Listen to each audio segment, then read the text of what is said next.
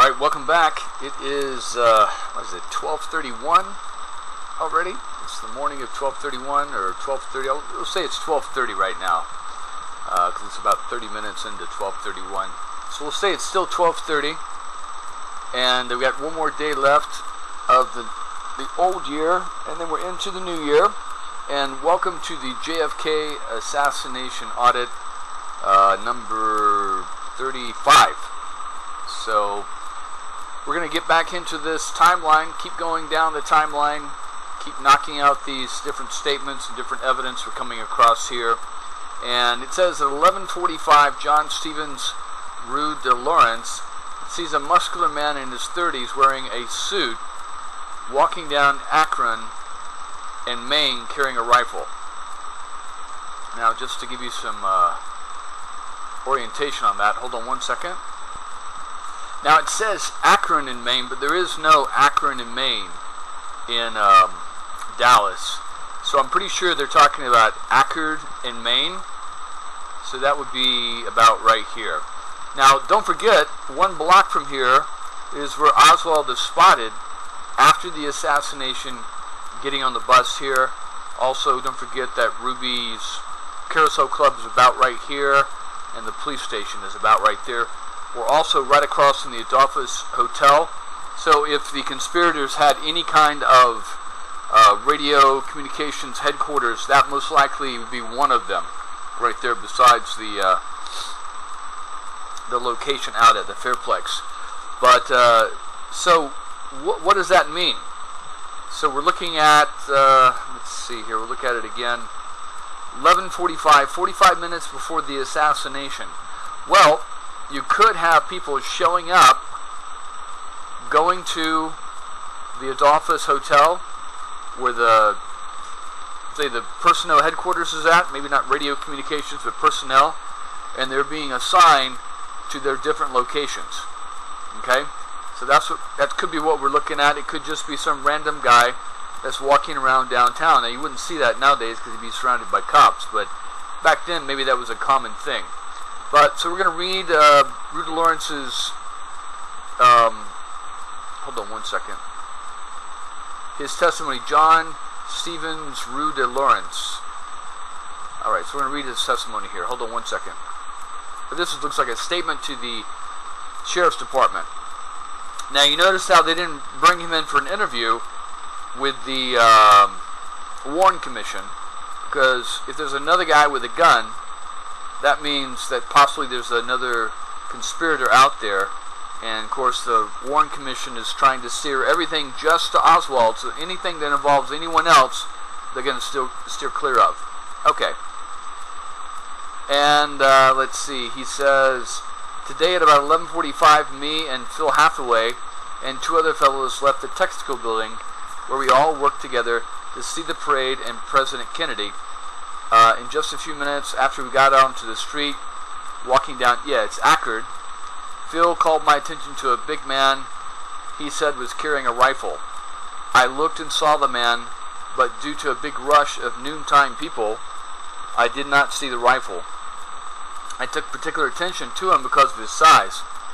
I was walking with my friend Phil Hathaway, who is 6'5", and this man was fairly close to his size. Maybe a little smaller. He was thick-chested and big through his shoulders, maybe 250 pounds. Now that right there, my folks, my friends, sounds like somebody in the military. Okay? He's got dirty blonde hair, so I'm assuming he's white.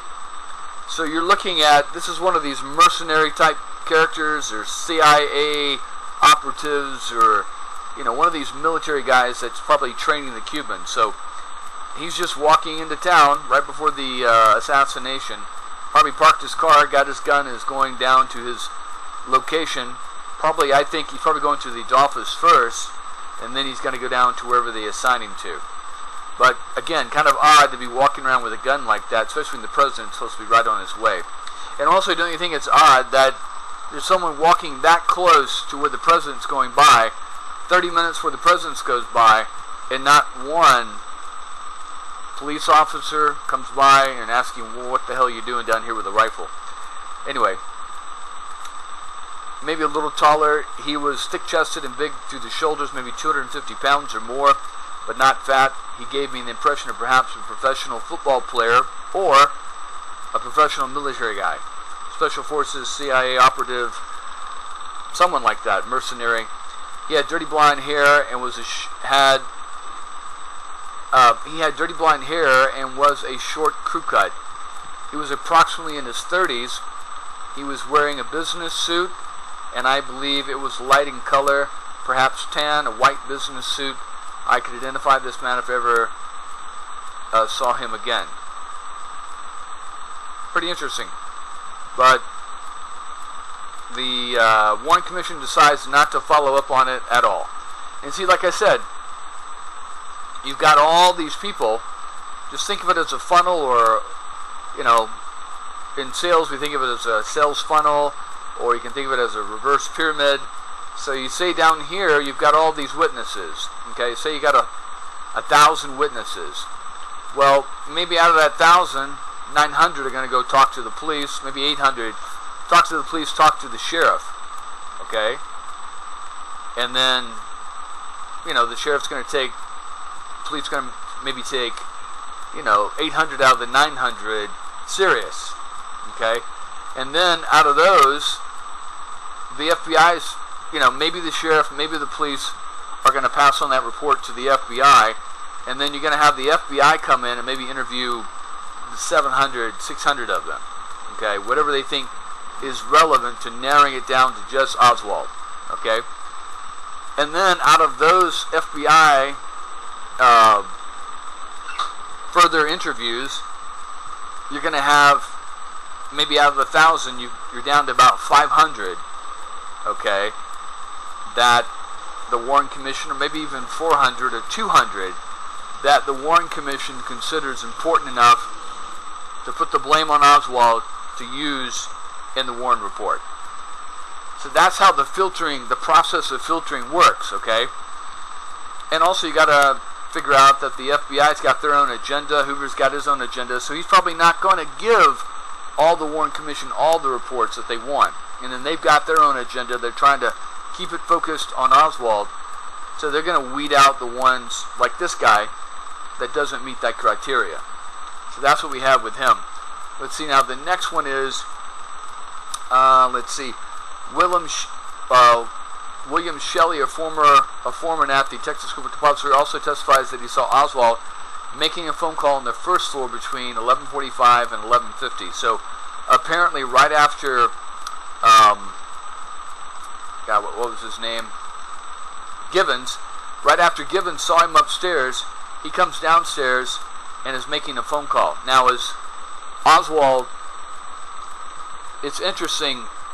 If Oswald, you know, you can think about the different Oswalds. Okay, so if you've got innocent Oswald, not involved in the plot, maybe this still communist Marxist guy, he could just be making a call to his wife, say, hey, I forgot something, or hey, you know, please come back to me, hey, here's some money, go buy yourself a dress, and left it on the, make sure she got the money that he left. You know, it could be a whole scenario there.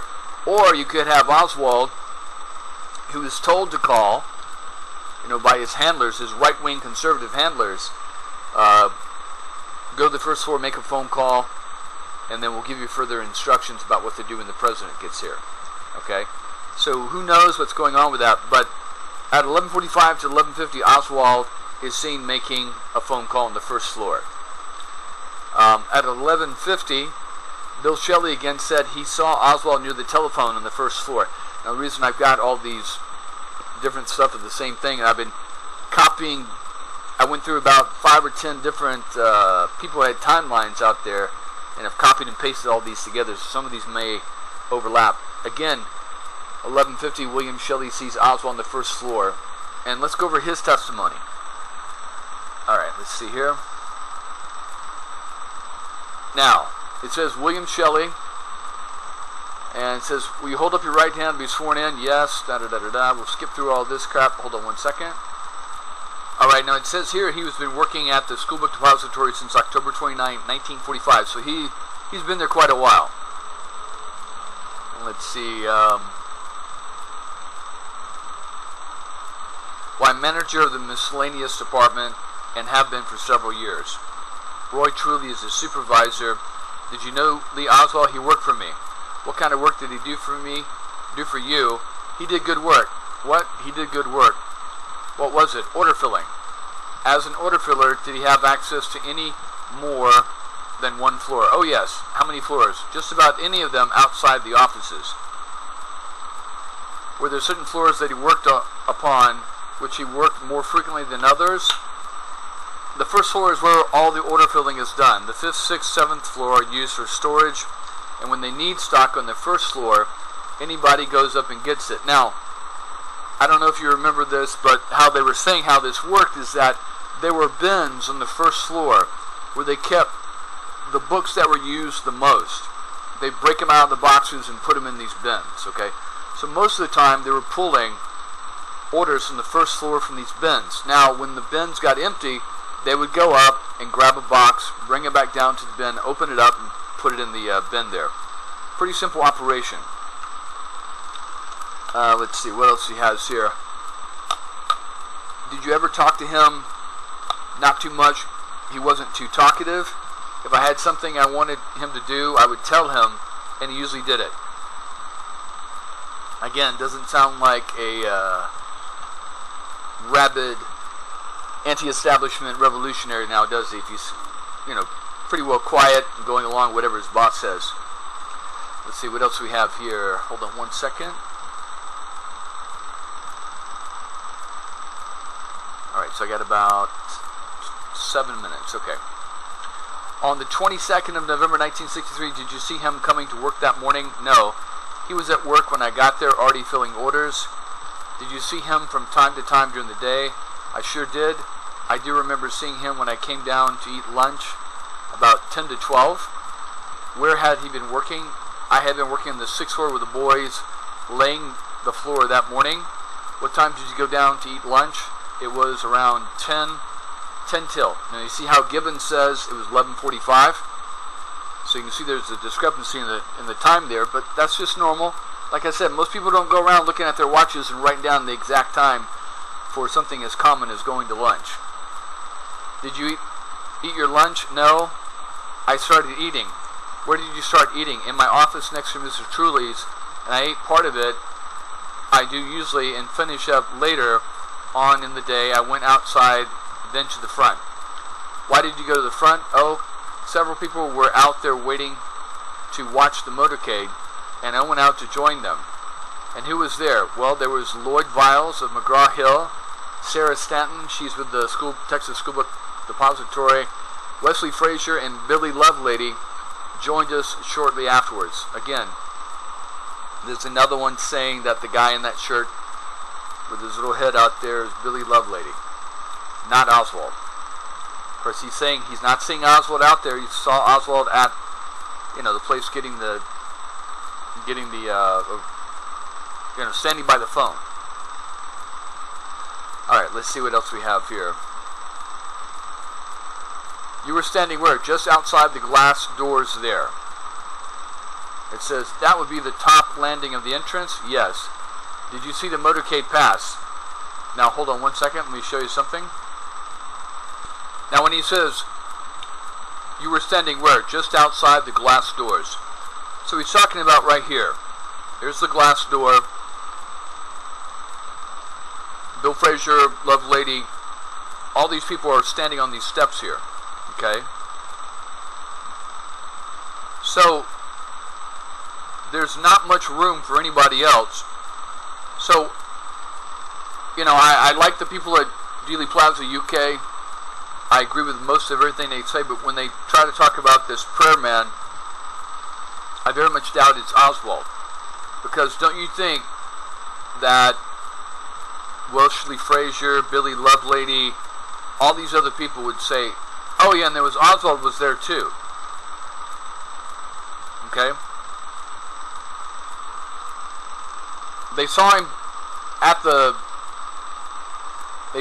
phone, standing by the phone, but he didn't come out, and they would have said something if they had saw him. Okay? Pretty simple to figure that out. So, prayer man doesn't exist. Prayer man is someone else. Prayer man is not Oswald. Pretty simple. Okay, it says, did you see the motorcade pass? Yes. What did you hear? Well, I heard something sound like a firecracker, and a slight pause, and then two more a little bit closer together. And then, I didn't think anything about it. What did it sound like? It sounded like a miniature cannon or baby firecracker. Wasn't real loud. What happened? What did you do then? I didn't do anything for a minute. What seemed to be the direction of the source of the sound? Sounded like it came from the west. Okay, now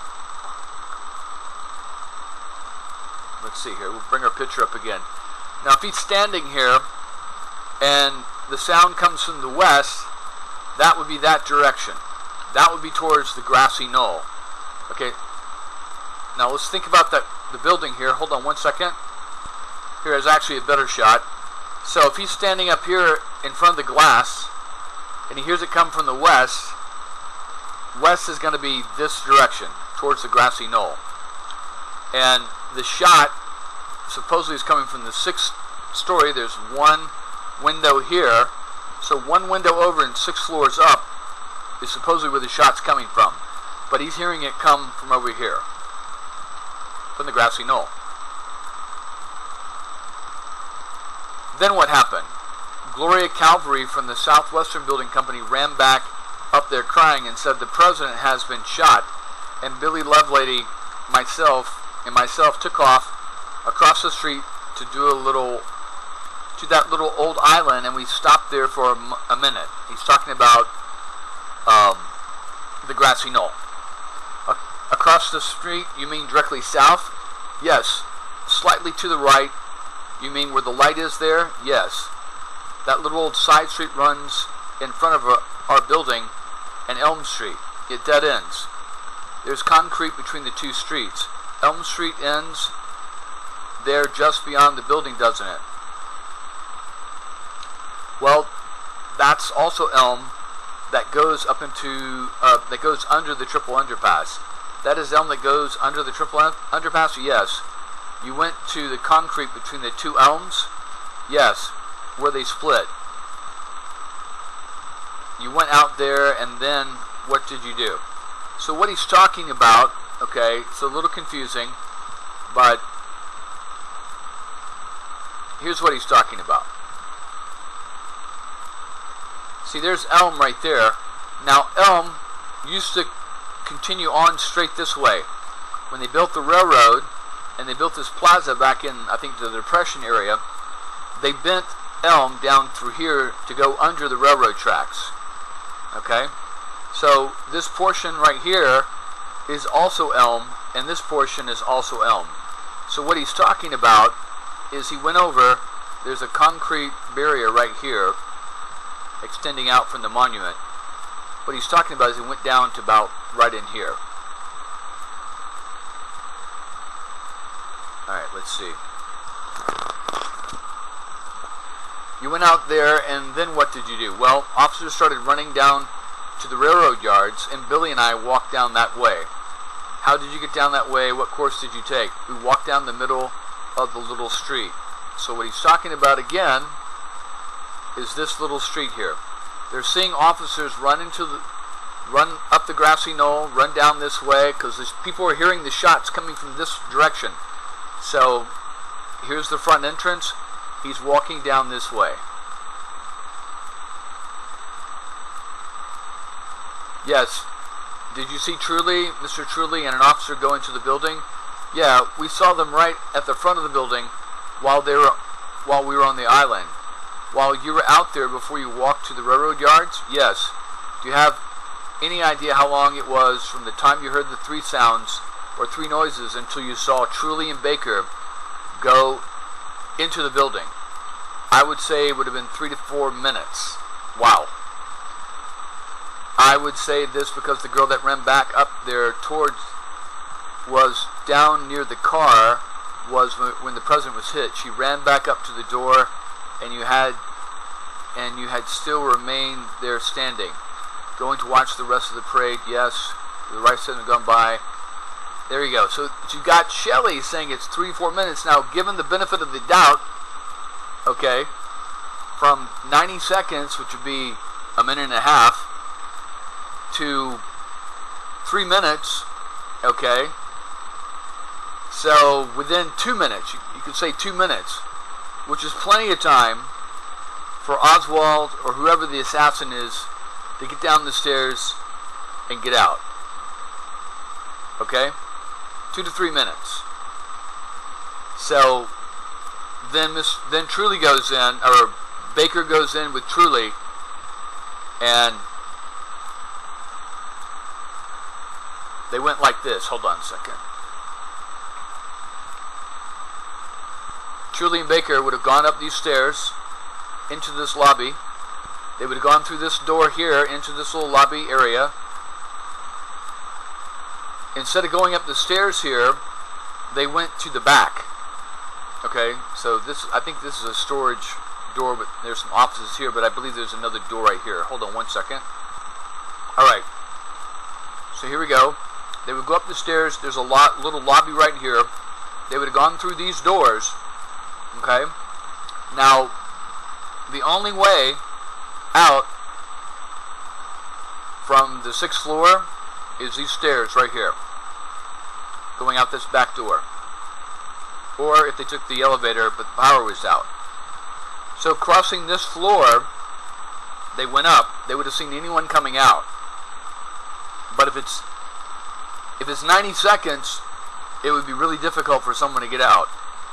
If it's 4 minutes, like Shelley's saying, someone could definitely have gotten out, gone out the back way and be in the parking lot and be gone. Okay, so they went across to here, they went up these stairs. Okay, I guess they were trying to get to the 6th floor. And hold on 1 second. So then they would have gone up these stairs, and as they were passing by this doorway, okay, it's like there's a little window in the doorway. Truly was already on his way ahead of the officer, going to the 3rd floor up the stairs, and the officer said he saw a person walking away from the door, and when he went in through the door, he confronted Oswald, who was standing there, walking away from the door, drinking a Coke. Okay, so you had Oswald 40 minutes before on the 1st floor in the domino room, which is right here, using the phone. And now 40 minutes later, he's here, drinking a Coke. Now this is not the only time he's seen this. Truly sees him here, but it's not the only person that sees him on the 2nd floor drinking a Coke. Alright, we'll keep going. Actually, we'll stop here. We're going to skip over to new research and new documents, and we'll pick this up in just a few minutes, or the next day. Okay, now remember this is hold on 1 second, sorry. This is Tom Alia. Remember, he followed the police in, so you got Baker and Truly working their way up, and they confront Oswald. And then you've got other cops heading into, basically keep anyone from getting out of the building and to keep anyone from going into the building. So probably within 5 minutes, 6, 7, 8 minutes of the assassination, you've got Tom Alia going into the building with the other cops, and they're going up the floor and searching floor to floor. Okay? And then he went back to the back where the sniper's nest was, and he's got Captain Fritz showing him the shells, and then he throws the shells back down. Alright, let's see what else we have here.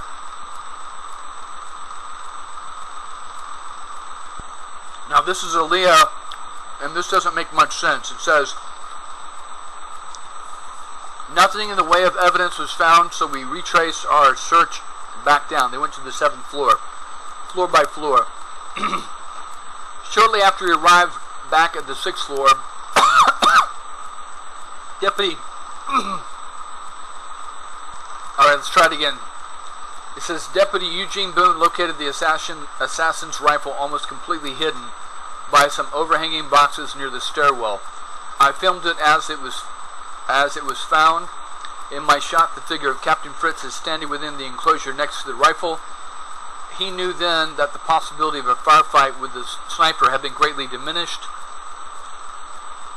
He dispatched one of his men to go down and call for the crime lab, which is quite interesting because the crime lab, Day, is saying that he was already there. He got a call about the rifle's not found until 1:22, okay? And Day's saying he got the call about 3 after 1 o'clock, okay? And Day said he came there and was taking pictures of the shell in the sniper's corner when one of the officers yelled out at 1:22 that they had found the rifle. So I don't know why Yelly or whatever his name is saying this. Anyway, about 15 minutes later, Lieutenant Day and Studebaker arrived. Now, see, that doesn't make any sense because if it was if the rifle's found at 1:22, okay, that means it would have been 1:37 when Lieutenant Day and Studebaker arrived. And that doesn't make any sense because they said they got there at 1:05, and it was 15 minutes later that they found the rifle, okay? So I don't know what the hell's going on here, because we have the testimony of Day, have the testimony of Studebaker, and it doesn't match with what Yella, whatever his name is saying. Anyway, still pictures were taken of the position of the rifle. Then Lieutenant Day slid it out from the hiding place and held it up for all of us to see. So they're saying they found the rifle, but they all just sat there for about 15 minutes staring at it, waiting for Day to get there. That's like not what happened, okay? What happened, according to Day and Studebaker, is they got the call a little bit after 1. They got over there about 1:05, 1:16, and then about 15 minutes later they found the rifle. And they were already over there taking pictures at the window. So somebody's not telling the truth here, okay? Anyway, I filmed him lifting prints from the rifle. He lifted them off and with scotch tape and placed them on little white cards. Now, where are those prints? And whose prints are they? Because Day's saying he didn't find any prints on the rifle, okay? Anyway, when he had finished, he handed the rifle to Captain Fritz. Fritz pulled the bolt back and a live round ejected and landed on the boxes below. Fritz put the cartridge in his pocket. I'm sure he used his fingers. I did not see Fritz pick up anything other than the live round. And think about that. The last round to come out is going to be the round that was the first to go in to that clip, because you got to stack the other rounds on top of that clip. That means you got to push that round down with your thumb, and if Fritz just grabbed the round and put it in his pocket, then he's smudged it up. It's going to be hard to find a fingerprint on that. I filmed Captain Fritz talking with associates in the dismantled area, the sniper's nest, along with the Studebaker, who was dusting the Dr. Pepper bottle which had been brought to him from the 5th floor. This was all recorded on my film. I never learned if prints were lifted from the pop bottle. I'm not sure if anybody ever asked. Oh, good Lord. Hold on a second. You see this picture right here? This is the Dr. Pepper bottle that was found on the 6th floor. Okay? So, we'll go to that real quick. I'll show you exactly where they're saying that Dr. Pepper bottle was found. Hold on one second. Well, apparently I don't have I thought I had, but I don't have it anymore. A picture of the Warren Commission diagram of the 6th floor. But there's the sniper's nest is here, and then there's the carton boxes, another wall of carton boxes, and then there's boxes here, and this Dr. Pepper bottle was found right there with the chicken sack on the 6th floor, not the 5th floor. Anyway, I took the film from my camera, placed it back into its metal can, wrapped the tape around it, and tossed it to our news editor, A.J.L. Hosty, who was waiting outside with the other cameraman who weren't allowed in the building. A.J. raced it to the television station, which was 3 blocks away. About 15 minutes later, the world saw the murder weapon, where it was found, in pictures of the crime lab, people dusting it for fingerprints, and the shell casings that once housed those bullets. They also saw how the assassin prepared for his ambush and view he had from the killing zone. Alright, let's take a look at this film real quick. Hold on one second.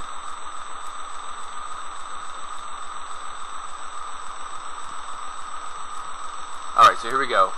Let's set the clock back once more to that fateful minute of 12:30 in the afternoon. The scene of the assassination was still in a state of shock. Some individuals verged on panic. No one knew what had happened or what was happening, but instinctively those with jobs to do went about them. In seconds, attention had focused on one building. Tom Allier was a part of that story. Behind me is the famed Texas School Book Depository. No cameramen are allowed in this building today, but a year ago I was able to enter this building along with the Secret Service and shoot exclusive footage of finding of the assassin's gun, dusting it for fingerprints. It was by accident, actually, that I arrived upon the scene. I was coming back from Fort Worth after having filmed the president in his last speech, his last breakfast, his last cup of coffee. In coming back to the station, just a few feet in front of me, we heard on the radio, all units, Code 3, Parkland Hospital. Immediately following that was the word that shots had been fired at the president. They gave Elman, Houston as the location. I jumped out of the unit, grabbed a borrowed camera. Mine had developed a malfunction, an extra 400 feet of film, and raced to the scene. This was the scene, the school book depository. Everyone at that time was looking around. I saw a couple of gentlemen pointing upstairs to one of the top floor windows. I assumed that the assassin probably could still be in the building. At that time, we did not know that there was an assassin, only that 2 shots had been fired. I raced into the building. About the same time, the Secret Service, the FBI, and other law enforcement units, we hit the door at the same time. Several witnesses had reported seeing a rifle in a window. So he's probably in here 11:45, or excuse me, 12:45, 12:40 at the earliest. Because if he heard on the radio that shots had been fired, he's talking about the police radio to Parkland. It took 5 minutes to get to Parkland. Maybe another 5 minutes to get that message out. Maybe another 5 minutes for him to get over there. Near the top of the building. And here it was found. But officers searched every inch of the floor, around, over, and behind cases of books. Found one rifle.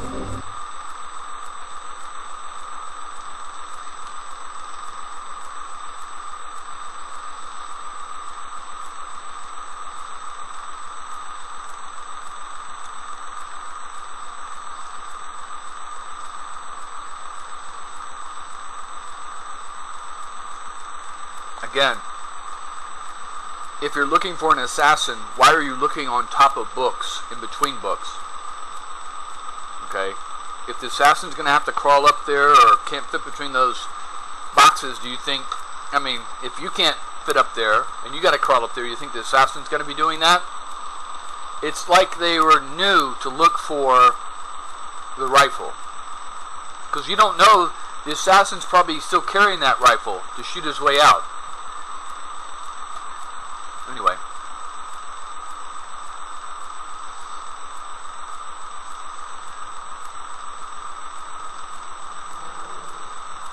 And look, not one of them has gloves. They're all, you know, touching the boxes with their hands. Complete amateur hour.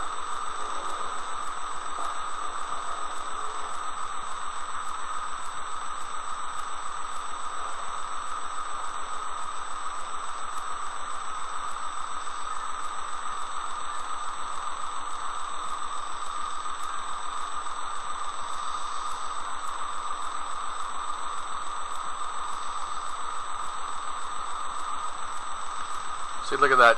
There's the rifle.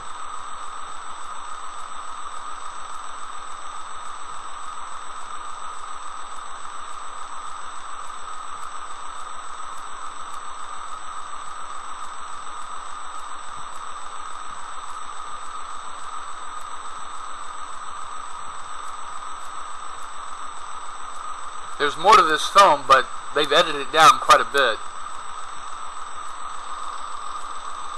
We have a piece of film we would like to show you now. Bert Shipp is our chief photographer and assistant news director of WFAA television. This is, well, roll the film, Bert, and if you would narrate it, please, so they can move up there a little bit. All right, Jay, this is that rifle that was shown minutes ago on the network. They dusted it for fingerprints from the, while it was still up in the building. And you'll see the detectives gathering and getting their evidence. Tom Allier, one of our reporters, photographers, shot this film. He has just now managed to get out of the building because of the close security around it. You'll see stacks and stacks of books at this get it up this there. Big Get it up there. many story building, and they actually found some chicken bones in there. We'll see a picture of that in a minute. Now the film starts getting a little bad. Looks like Tom lost his loot. But this is the inside of the building where the sniper was. There's the detectives. They get it all downstairs now, trying to regroup after being stunned by this.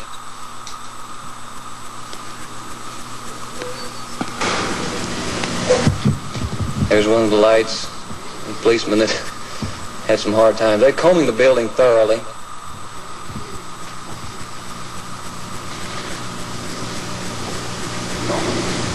Dusting everything.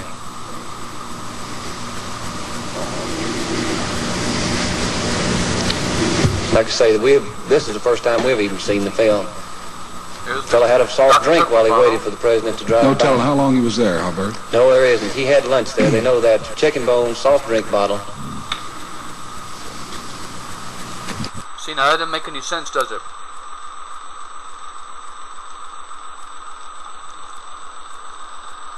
You're going to shoot the president, you're going to eat your lunch before you do that? You're going to risk someone else coming up while you're sitting there eating your fucking lunch?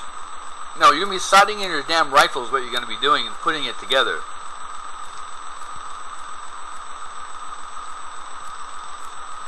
You're not going to be eating your lunch. We're going to read testimony of someone who did eat their lunch up there, up to about 12:15. And that's about it, Jay. I'm sorry I don't know any more about it, but like I say, our man's on his way in. We had about 8 or 10 photographers out around the city, and these boys. I understand we have some more coming up here. Oh, yeah. Well, this is... That shot from inside the building. Yeah. This film was thrown out one of the windows. The building is closed up. No one can come in or leave the building, and this was tossed out the window and developed in the last 10 or 15 minutes here and on the air. Also, and another thing, besides being totally ridiculous that the assassin will be eating fucking chicken, think about it. You're eating chicken. Chicken's greasy, okay? Unless you wash your hands somewhere really well, you're going to get that oil and grease on the rifle, on the trigger, on the clip, on the stock. Where's the fucking chicken bone? You know, where's the damn chicken grease? There's no chicken oil on the damn rifle at all. So to link that whoever was eating chicken and drinking the Dr. Pepper was the assassin is absolutely ridiculous. It's two completely different people. Also, don't you think if someone was eating chicken and drinking from that Dr. Pepper bottle, they would have left their fingerprints on there? Okay? And if it's Oswald, don't you think they would have mentioned that, hey, Oswald was eating chicken up there, and he left. We know this because he left his fingerprints from the greasy chicken onto the Dr. Pepper bottle, and we've got Oswald's fingerprints, and he also has that same chicken grease from his fingerprints on the rifle. So it was two different people that were doing it, and we'll go over testimony where a guy says he was eating chicken up there on the 6th floor to about 12:15. Okay? Doesn't make any sense. Anyway. Alright. Maybe Oswald thought the chicken bones would be his last meal and he would have to shoot his way out. And is there any testimony of anyone questioning anyone about Oswald drinking Dr. Pepper? Where's Mrs. Payne saying that, oh yeah, he loved Dr. Pepper and he would drink that every weekend he would come over? Where's the landlady saying, yeah, he would leave his Dr. Pepper bottles around when he drank his Dr. Pepper? There's none of that. Anyway, Also standing by, coming in the front door now here, we'll be on the air in just a moment with some interviews with the people in Dallas and their reaction to this tragic thing that happened just a few minutes ago, or just a very short time ago. The place, of course, cordoned off with guns drawn, not knowing at this time, of course, where the man was. And, of course, at this time, he very well could have been inside. This occurring just moments after the president was shot here in Dallas today. These were taken inside of the building. One of our cameramen was in there, and he couldn't get out, and this film was thrown out the window so that we could get it on the air. In fact, he got out a couple of 3 hours later. Of course, the police wouldn't let anyone in. There's a picture of the gun, the officer up on the 6th floor instead of the 5th where the shot was fired, as he told you. The report... So, he was in there 3 hours, had 400 feet of film. I believe he said he had 2 rolls. He had to change one of the rolls. He testified, well, he says that he saw the chief handle the cartridges and then throw them back down. He says that he made video of where the cartridges were laying, the sniper's nest, but there's none of that here. Where is that?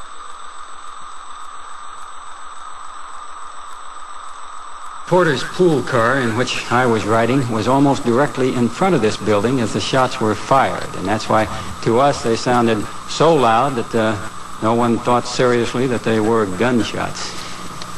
I thought they were firecrackers. The president at that stage was I would say 250 feet away from the window where the shots must have been fired. The assassin, of course, used a rifle with a telescopic sight. And, of course, had to be an expert marksman.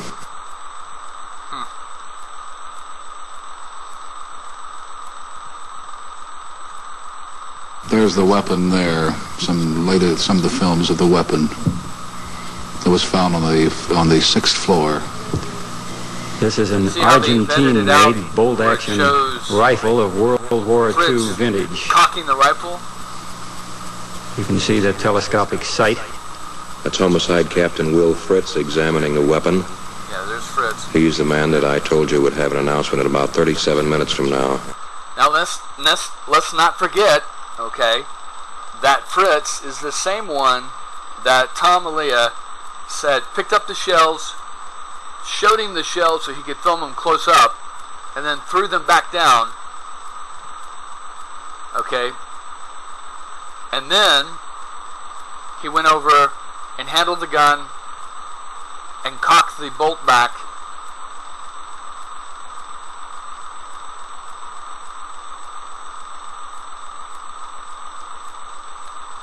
And let's also not forget that a little bit later, several hours later, Fritz is the same one who puts a fake confession in front of Will Frazier, and almost hits him because he won't sign it, confessing to being part of the conspiracy. He's the same guy.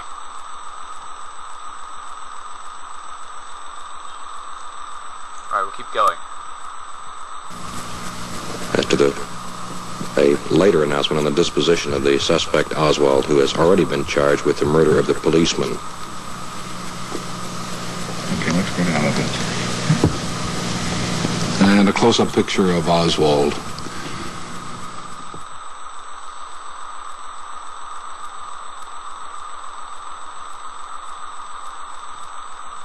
Alright, so that's enough of that.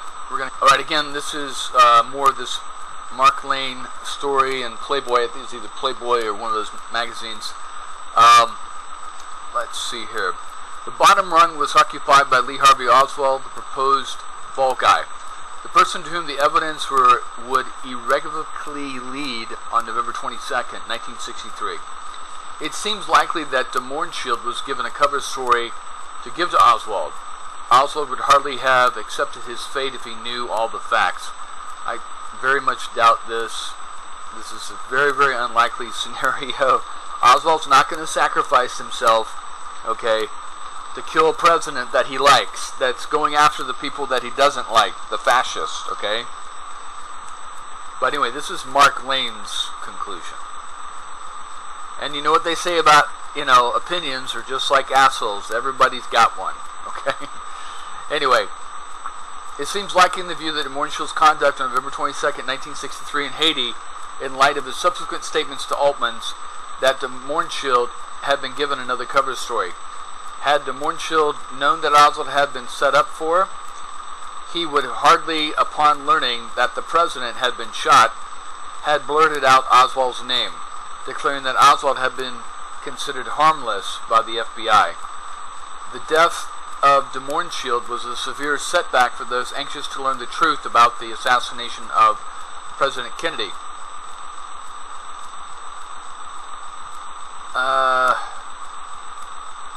I guess that's it.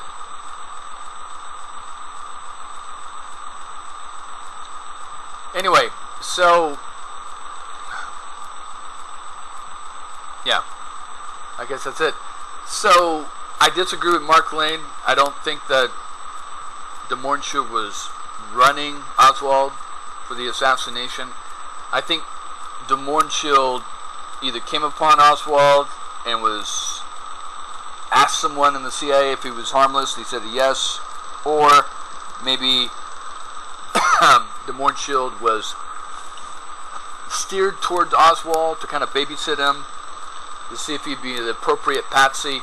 But de Mohrenschildt had nothing to do with Oswald in the assassination. De Mohrenschildt had nothing to do with Oswald getting a job at the Texas School Book Depository or planning the Kennedy assassination. Nothing like that. I think, like I said, different people are used in, like I said, in compartmentalization. Different people are told different things and think they're doing one thing when they don't realize they're actually, participating in another way to complete whatever goal the person that's handling above is doing. Same thing with Mrs. Payne. I don't believe that Mrs. Payne, hated the Kennedys. Matter of fact, she was pretty liberal, a Quaker, so I think she liked the Kennedys. But, it wouldn't be the first time that liberals were involved in the intelligence community, especially patriotic liberals that were told, hey, can you watch after this guy? Can you watch after his wife, babysit them, and just report back any information that you find or you hear. Anything you hear, okay? Because, again, like I said, who's to say that Marina wasn't sent, by the Soviet government? Now they've got someone who's married to a fake defector, Oswald. They knew he's a fake defector, okay? So, we play games, they play games. So, if we're going to send a fake defector to them, they're going to send a fake refugee to us, okay? And again, it's nothing really outrageous or extensive. Marina's not a KGB Academy trained agent. It's just, here, these are code words, right back to Aunt Khrushchev or whatever, and that's your handler, and we'll take down that information. Just write back what you see. We're looking mainly for military, economic information, white Russians that you come across. Maybe we can use them and come across, she's hanging out with the white Russians, the conservative Russians, in Dallas. They're going to have relatives and friends back in the Soviet Union. They're going to know what those people are up to, okay, and who's there. So this is a good way for Marina to do that. She's getting all this help from all these white Russians. They feel sorry for her, okay. She's playing the poor, abused wife. So that's a good way to get in good with these people, okay. And so my point is that Mrs. Payne de Mornschild could just be doing babysitting work for the CIA. Yeah, we'll watch after these people. Maybe Marina is sending back information to the Soviets. Okay? She can play the innocent whatever she wants, but if got her pressure on her family, she's going to perform. Okay? So the CIA and the FBI doesn't know where Marina's coming from. She could just be this in love with Oswald defector, the third one that she's come across, okay? Or she could be, you know, an under pressure observer writing back to the Soviet government, KGB, what she finds or what she sees, okay? So they don't know what they have here. So the best way to find out about someone is to get someone on the inside, like the Mornschilds or Payne, to report back whatever they see, whatever they read, you know. And if Payne is living there with Marina, she could easily say, oh, you don't know how to mail those, I'll take those to the post office for you. Don't worry, I'll make sure that letter gets mailed for you. And then they take that letter, you know, over to Mrs. Payne's handler. They use a little bit of heat and open that letter up, make a copy of it, put the letter back in, note who is being, you know, take a photograph of who's being sent to, okay, and then they look through, they send the letter on, and they look through their intelligence files, okay, to figure out that address. And then they'll have people in Russia that'll be running that address and trying to figure out who lives there and who's picking up the mail and who's looking at that mail, you see? Also, on the other end, any mail coming in, you know, they're going to be dusting that mail for fingerprints. They're going to have a lot of mailmen on there, but maybe you might get lucky and get some Russian, you know, maybe not an agent, but a Russian clerk that works for the KGB that was told to mail the letter out. And then if they get that, then they know, boom, it's coming from there. They also had this thing that the CIA used to use called magic dust, okay? It was some kind of, I don't know the exact extent of it, but it was a kind of dust they would put in front of doorways, and they could also put on doorknobs, and they could put on letters, and then they could, with a special light, they could go and look, you know, at someone's clothing, their shoes, and tell if they passed through that area or if they handled that letter, okay? And it was a special kind of dust. It was oil-based. It didn't wash off very easily. So if someone was going through files that they dusted over, they could go back and look at their clothing, look at their shoes. They would put dust in front of the, you know, in front of the files and the carpet, and they know that person was in there looking at those files, okay? They would do the same thing with the letters too. I just remember reading that somewhere. It was called magic dust, I believe. But anyway, so this is what Hostie's job would have been, to monitor not just Oswald, but to monitor his wife. This is why Oswald would get upset. You keep bothering my wife, and we're going to take it up with the proper authorities. Remember, he left that letter at the FBI. But this is what's going on while the FBI, because, you know, they know that we send fake defectors to fake out the Russians and the Soviets, and the Russians know that we do the same thing, and the FBI knows that they're sending over these, you know, Marina got out of the Soviet Union with no problems, okay? And the Russians were surprised that she was allowed through immigration so fast, because we wanted her to come over so we could play her back to the Russians, okay? We could find out what she's sending back, and then we know, okay, because believe me, Marina wasn't the first Russian, you know, wife to come over for some defector or some American tourist or whatever.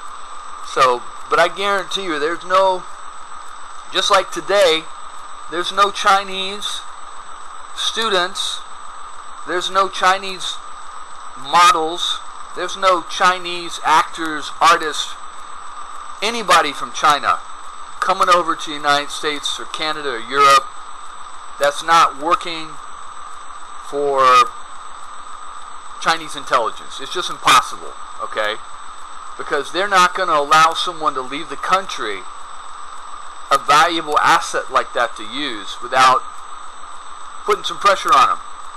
You know, look, if you work with us, your family's going to do well. Your dad's going to get that promotion. Your mom's going to get that, you know, whatever medical treatment she needs. If you don't work with us, then, you know, your brother's going to not make it into that university. Or worse yet, when he gets into the military, you might find himself, you know, digging trenches in Siberia or Manchuria, northern Manchuria, for his 4-year term in the military. Or, worse could happen. He could slip down the stairs and break his neck. You know? This is how you manipulate people, by using their family. You have their family under control like they do in Russia and they do in China. People will jump through hoops, okay? They'll do what you say. Okay? And that's what's going on now, and that's what was going on back then. Marina was most likely sending back whatever she saw. Maybe she even made up shit just to get on good with the KGB and to help her family. Okay? I guarantee you, you'll never get her to admit it. Okay? But there's no way in hell that Marina would have been allowed to have left the Soviet Union as fast as she did with the defector who was going back to the United States. Okay? There's just no way. The Russians are playing us like we were playing them. And we were playing them by allowing her in, too. Anyway, enough ranting there. So, that's over with. I don't agree with Mark Lane here that Morgenthau was running Oswald and that de Morgenthau ran the assassination. It's just not something that de Morgenthau would have done. De Morgenthau liked the Kennedys. You know, you see right here in his... Look, right here in this video, they're holding a magazine of the Kennedys. Hold on a second. Alright, so you see here, de Morgenthau and his wife, they have a picture they're looking at of the Kennedys. They like the Kennedys. They talked about the Kennedys. His wife was an artist, I believe, in drama or theatrics or something. You know, de Morgenthau was sort of a libertarian, laissez-faire type of person. He got along with people on the right and people on the left. And, you know, he knew what side his bread was buttered on. So when he was around conservative, ultra-conservative people that were paying his bills, remember he was a geologist working for rich oil guys, he wasn't going to say anything, you know, pro-Kennedy or pro-liberal.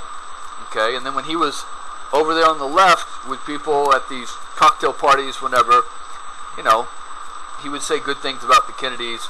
I mean, for God's sakes, you know, when he was younger, he was hanging out with Jacqueline Bouvier, her family. Okay? Pretty liberal family there. So, these people just, you know, and that's the thing about de Morgenthau. He knew when to be left-leaning and knew when to be right-leaning. Okay? So, anyway, we'll get back into this little video of his here. Let's see. Become a real money maker. Poor fellow, even his tomb was stolen for publicity. Articles and books appearing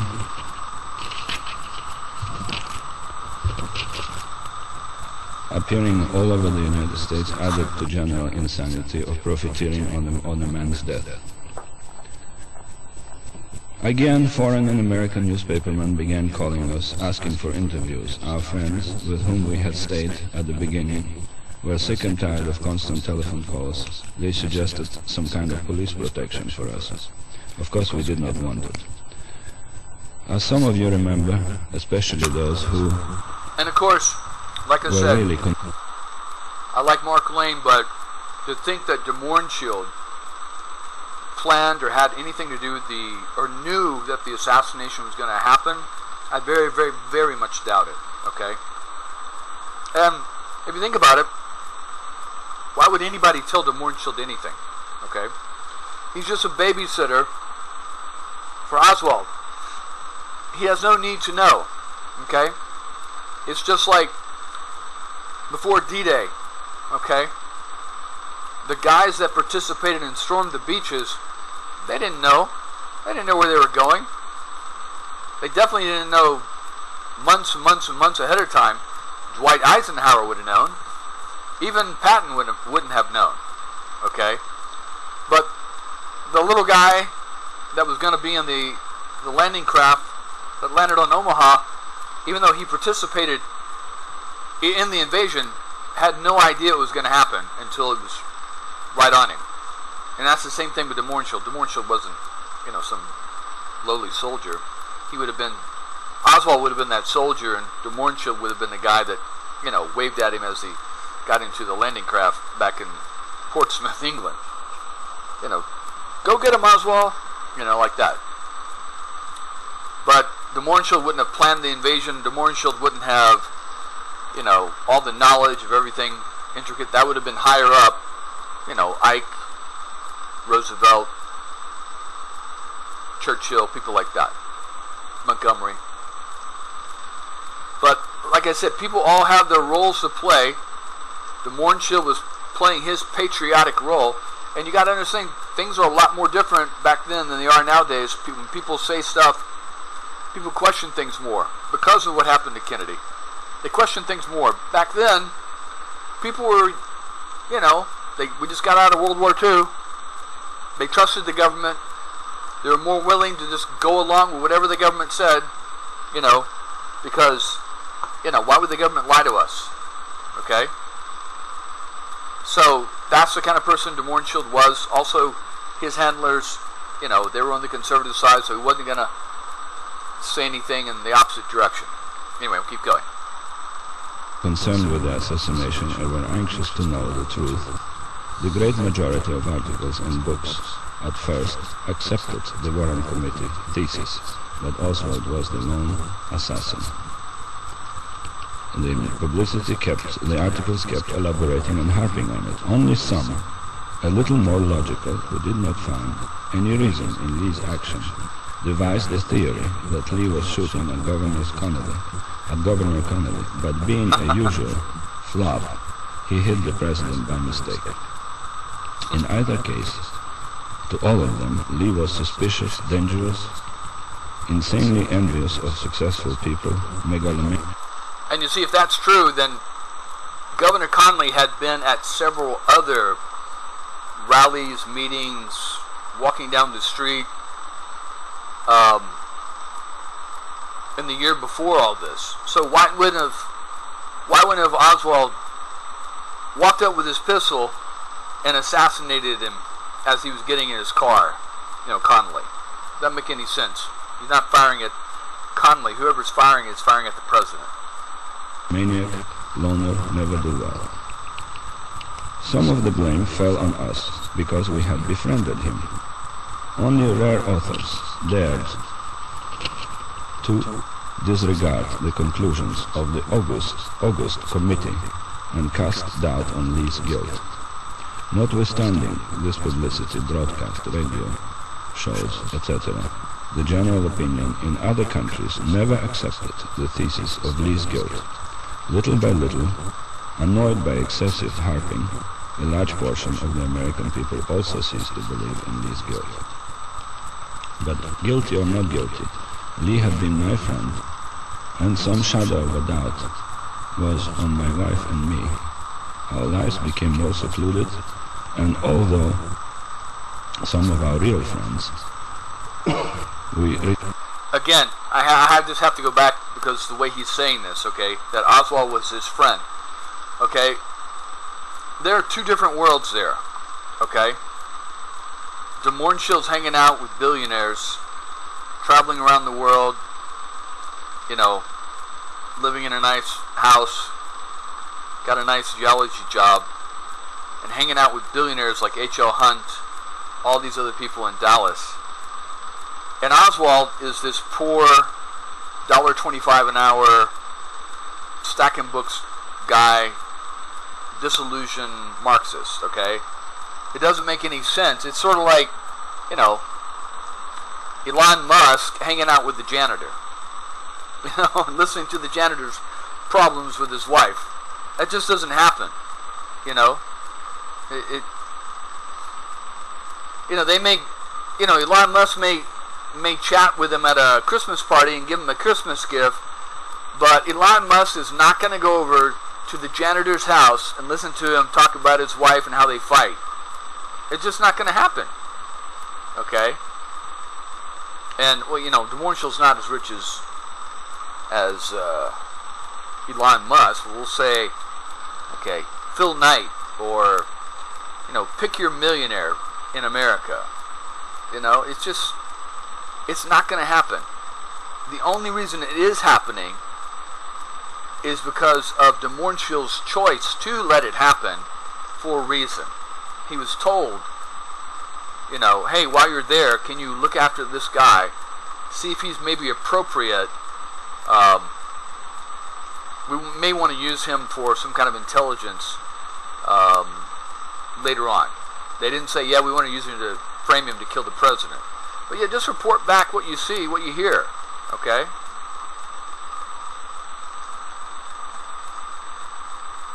Retained some of our real friends. We missed some of our good acquaintances who shied away from us. We gave one interview to a dear friend, a staff writer of Dallas Times Herald, where I pointed out how harmful for the United States. And that's another thing, okay? So you've got all these rich friends, okay, and some of these people have met Oswald and just think he's a total nut and a loser and crazy. And you're losing those friends, but you still continue to hang out with Oswald. That wouldn't happen. Most rich people are going to dump someone like Oswald if they're losing their nouveau riche, their type of people they're usually hanging out with, okay? Or they're going to get badgered by their own friends. Why are you hanging out with that loser, a crazy Marxist guy? He's a defector. He betrayed our country. Why are you hanging out with that guy? The only reason he's hanging out with him is because you've been told to, or you've been paid to, or there's a reason. It's not because it's something natural that he would have done. Okay? It's just unbelievable. Anyway. It was the Warren Committee thesis that a lone lunatic kills the president and is killed by another lunatic. What are we? The country of insane, homicidal maniacs? Yeah, of course. We're all a bunch of lunatics. Exactly. We are coming to chapter... And see, that's another thing. Think about it. If you're running Murder Inc., okay, if you're wanting to get rid of people and basically, if you think about it, what is assassination? Okay, what is manipulation of the politics? It's to steer the politics your way for your agenda, okay? You get rid of Kennedy, you've got your boy Johnson, okay, who'll help you expand the war into Vietnam. It's going to fill the pockets of your defense contractors. It's going to expand the military power, okay? It's going to expand the role and power of the CIA, okay? And many other things. But that's what assassination is. You're eliminating a roadblock, okay? Because the way forces work is they're all pulling, say this is the American people, and you have these forces on the left, forces on the right, forces in the front, and forces in the rear, pulling us all in these directions, okay? And they're all led by certain figures that, personify those ideals. And what you do, you can't kill an ideal, so you kill the person, okay? Kennedy was the one pulling us to the left, away from the Cold War, towards more cooperation. I don't agree with all of it, but that was his idea. To the right, that was selling out, okay? Also, he didn't do anything with Cuba. He blocked the invasion twice. He blocked at the Bay of Pigs. He blocked at the Cuban Missile Crisis. He refused to go into Cuba and eliminate the nuclear threat there. So Kennedy had to be removed. And so what we're doing is we're fighting for the ideals of people in the United States. Okay? And so to do that, you can't just come out and say, yeah, we're the CIA, we disagree. We're the military-industrial complex, we disagree with the president. And if he's going in this direction, we're going to kill him ourselves. They couldn't do that. They'd lose their commissions, they'd lose their jobs, all these kinds of things. So what you do is you want a certain thing to go a certain direction. You set up a means to do that by assassination. And then you also want to put it where all the trails lead opposite of where you're at. Okay? So you look for some crazy guy. Oswald wasn't the only crazy guy. There were other people. Okay? There's this guy in Chicago. I believe there was one down in Miami. And you cultivate them and start, as you get closer to a date that you're looking for, okay, you cultivate which scenarios would work out best. Option A, option B, option C, option D. Well, Texas seemed to be the best because that's where this asset Oswald was at. Mornschild had been watching him for a couple months, reporting back, yeah, this guy is kind of crazy, and then he did go to the Soviet Union. The guy in Chicago had been a Marine also, okay, and had also been in a mental institution, a mental hospital. Okay. Matter of fact, the reason why, okay,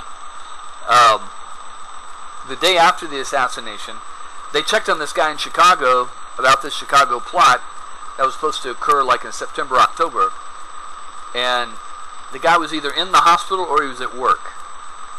So they knew that he wasn't involved. But that's what you do. You find some crazy person, some mentally unstable person, look at Sirhan. And then you set him up in a certain way. Sirhan was all about Palestinian terrorism. James Earl Ray was all about racism against the civil rights movement. And Kennedy, with Oswald, was all about Marxist revolutionaries that tried to kill General Walker, but then was on the right, and then turned their guns on the left, which doesn't make any sense. Anyway, we'll keep going. But that's what you do. You're not going to stand up and say, yeah, we killed him because we disagree with him. No. You're going to kill him, have him killed, and then you're going to set up some guy, okay, who's crazy. Oh, yeah, people are going to accept it. Yeah, he went to the Soviet Union. He's a nut. He was a loser, And then everyone who works with him or talks about him is going, oh, yeah, he worked with, well, I never hung out with him. I never talked with him. And he was a loner. He was a nut, People they're not going to stick out and say, yeah, he was a nice guy. He liked kids, and he liked dogs, and he liked Kennedy. No one's going to say that shit. Oh, man, he killed the president. Oh, I didn't know him at all. He was a nut. He never talked to us, That's the way people are. They're going to protect your own ass is the number one priority. Cover your own ass. And that's what people are going to do. And that's built into the circumstance. If the guy's a nut, he's violent, that's going to have people running in all kinds of different directions away from him. Now you see, de Mornschild is the only guy defending him. The reason why de Mornschild is defending him, because he generally did like him. Okay? It wasn't the kind of guy he would hang out with normally. He was told to hang out with him, and then he realized that, the CIA used him. This is why he became depressed. This is why his wife divorced him. This is why he killed himself. He realized the CIA had used him to set up Oswald. And he didn't know it. He didn't know that's what he was doing at the time.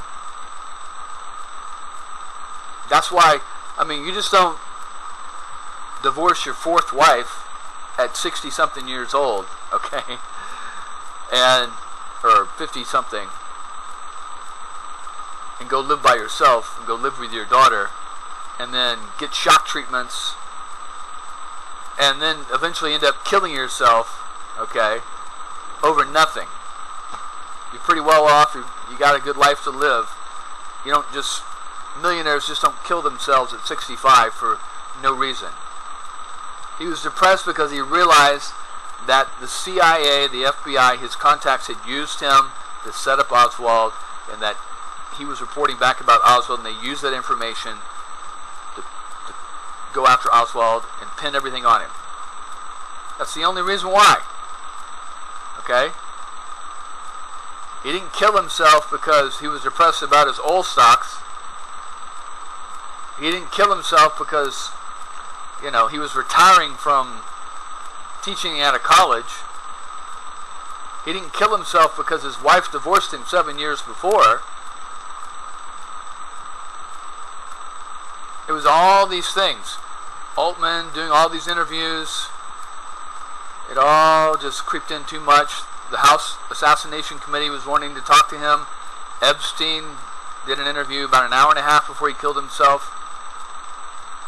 Pretty clear. Again, I want to say something about suicide, which a lot of people don't know, but we have our memories in our brain, okay, or in our head. The only reason, the main reason, unless someone's mentally ill, that a fully conscious person would commit suicide is to escape their mind. Things that happened to them, things they saw, experienced, heard, whatever.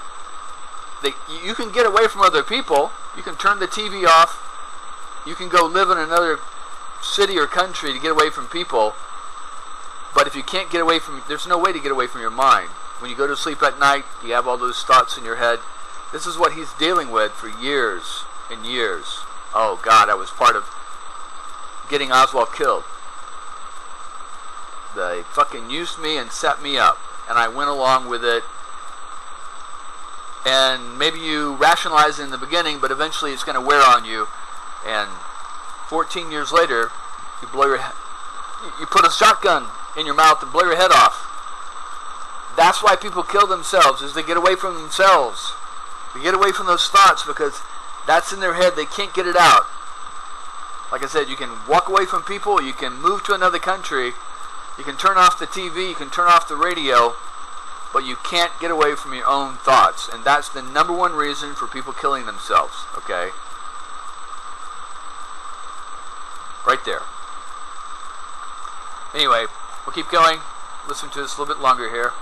And which is called Message from Lee. In February of 1967, we finally found a suitable place to settle. Before that, we stayed with friends and visited our children and traveled across the United States on business. It was a duplex in a Turtle Creek area of Dallas, and it belonged to an eccentric lady who had lived in Haiti also. So, isn't that interesting? He moves back to Turtle Creek. Well, he moves to Turtle Creek, which is near General Walker, that Oswald had taken a shot at. Anyway, we'll keep going. I'm going to keep going with this because this is very interesting here. And loved the country. This we had in common with her. All our belongings had been stored so far in the Southwest warehouse in Dallas. The day of moving, we went out to the warehouse with a friend. So let's just clear this up. So they got a lot of furniture, household goods. They're not taken to Haiti, okay? So they put all this in storage in Southwest Dallas back in 1963, June of 1963, okay? So it's 67, 4 years later, they're moving back, and they've stayed with friends, and now they finally found their own place they want to permanently move into at Turtle Creek, okay? Now they're going to go through their storage, and you'll hear them say something interesting what they find. All right, also just a little something here that they're moving back in 1967, and they're moving to the Turtle Creek area off of Turtle Creek Boulevard. This is Turtle Creek Boulevard. It's not very long, maybe a mile, maybe two. Goes through North Dallas. This is where General Walker lives at the northern end of Turtle Creek Boulevard. So they're literally moving in next door to General Walker. Again, people move into areas that they're comfortable with, okay, with the friends that they know, people that they associate with. They don't move into some area that they don't have any common interest with, those people. Alright, let's just listen to a little bit more here. And before our furniture was loaded, we looked through the accumulation of our possessions with an idea to keep some unnecessary things in a warehouse, discard useless objects, and take with us only what was really needed. I was talking to my driver while my wife Jean was finishing the selection. I did not have the slightest idea of what was to happen. Suddenly, my wife rushed out of the warehouse, shooting excitedly. Look, look! Shouting excitedly. Look, look what I found. I ran back to the pile of spread-out belongings and saw a slightly familiar box. What is it? I asked my wife. Don't you remember? These are the records I gave to Marina Oswald in 1963. 4 years ago, she cried out. Yes, how come they are here, I asked. That were the records that Jean used herself 20 years before in learning English from Russian. That's right? That's that she never touched, Marina. Yeah. Okay, let's not jump to conclude. You are not sure, Jean, that she did it? She might have. It Not in our wasn't too presence. obvious. Okay, let's be correct. I haven't the slightest idea. Probably Lee knew that some of our things were at our mutual friends before being stored here in the warehouse, we guessed. In other words, we don't know how those records got to in our warehouse. Either Marina or Lee put them there. Or maybe Lee knew where we had stored most of our things. I said, this warehouse, I said. My wife began taking the records out, and suddenly, out of one envelope containing records, stared a picture of Lee Harvey Oswald. The same picture, which got such a wide publicity and was printed on the cover of Life magazine. Some writers, by the way, suggested that it was a fake. Now we have the proof it wasn't. It's genuine. We stood frozen, still, and kept looking at Lee standing there on the picture. Yeah. It was a message from beyond the grave. What did Lee mean by leaving us a picture of himself standing erect, fully armed? We asked ourselves. Then my wife shouted, "Look, there is an inscription here. To my dear friend George from Lee." I looked at the inscription, marked April 1963. I looked at the inscription, deeply moved, and without thinking turned the picture around. And here, written in pencil, weakly but clearly legible, was another inscription, seemingly in Marina's handwriting, in Russian. Translated, this means, "This is the hunter of fascists. Ha ha ha."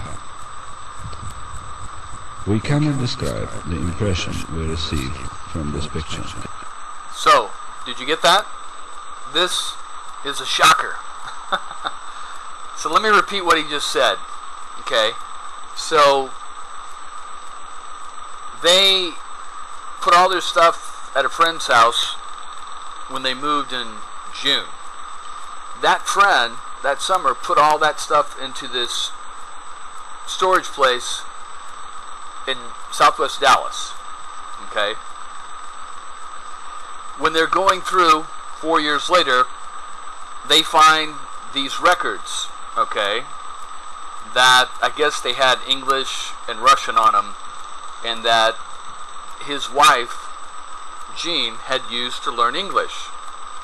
She had given them to Marina to help Marina with her English. Okay? No big shocker there. They didn't put them in their storage. They had last seen them at Marina's. Okay? So somehow Marina got the albums back to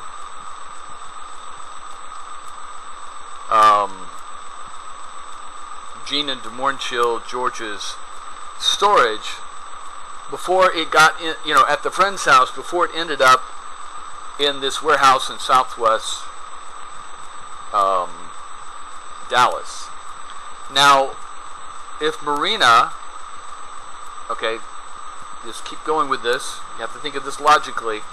They left in June, and Marina and Oswald left in May to go to New Orleans.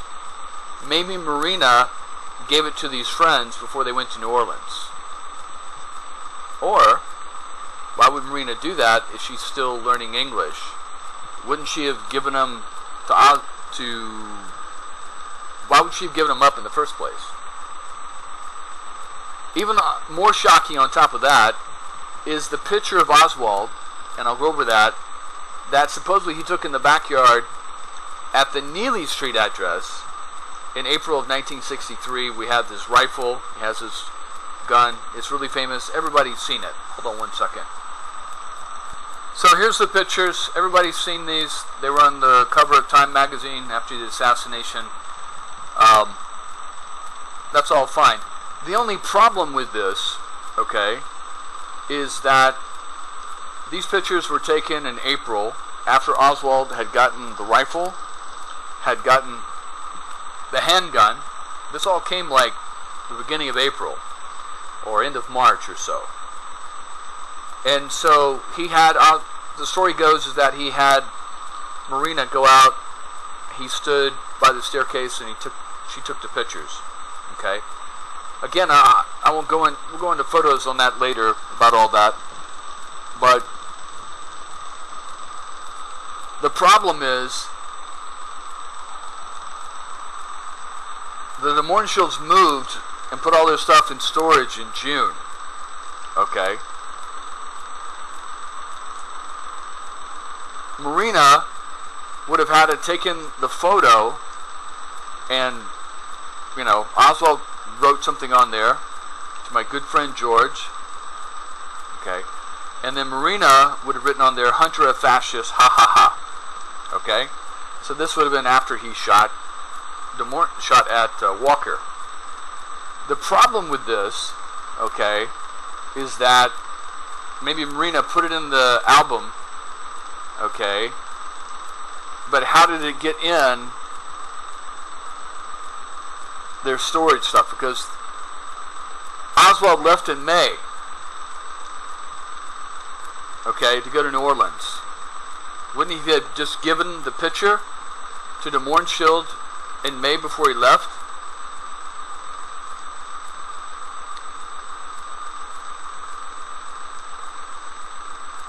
The Mornshield left after Oswald went to New Orleans, and somehow this photo ends up in this album in their storage after June. How did it get there? Well, maybe Oswald went over to the place wherever he had the storage and put it in there. Possible? Okay. The only problem with all that and all that scenario is this photo came from a roll of film found at Mrs. Payne's garage that was undeveloped. Okay? The police found the roll of film, okay, undeveloped. They developed it. Okay? So they took everything. They developed it and found these photos in November of 1963. And then they showed Oswald. He said, that's not me, that's my face, but it's been put on someone else's body. But that's not me. So the problem we have is, how did this photo that wasn't developed until November 1963 get in this envelope inside this record, a group of records, when Oswald left in May, and de Mohrenschildt didn't put any of their stuff in storage until June. How's that possible? Maybe Oswald took it on another roll of film and developed that in April, but still you have the same problem. Why didn't he just give it to de Mohrenschildt in May before he goes to New Orleans? And how did it get in the storage, after June, after the Mohrenschildts had left, because it wasn't in their storage when they left in June. So there's something weird going on there. It could just be as innocent that Oswald took it on a separate roll of film, developed it. Why wouldn't he develop the other rolls? Okay? And then, I don't know. Then there's always the question of maybe someone else staged the incident with another character. See, there's another guy over here posing as Oswald. They put Oswald's face on the picture, developed it, put it in the records, and gave it to de Mohrenschildt. For them to find 4 years later, which doesn't make any sense. Okay? So, I'm confused about how this would have happened, and why it would have happened, and who would have done it. I'm sure there's a simple explanation, but it is very, very strange. Of course, it could be de Mohrenschildt and them just making it up, but Gene seems to be going along that they found it 4 years later in their storage. So if you're trying to, make a joke, if Marina is trying to make a joke and say, yeah, what a joke, look at this guy, he's a hunter, a fascist, ha ha ha. She would have known that the de Mohrenschildts would have been gone in Haiti for quite a while, 4 years. And why put it in there? Wouldn't she still be using the albums too? It's very strange. Anyway, I'm going to end it with that, but we'll get into more of it later. But I just find that story right there very, very, very strange. Anyway, all right, see you next time. Bye.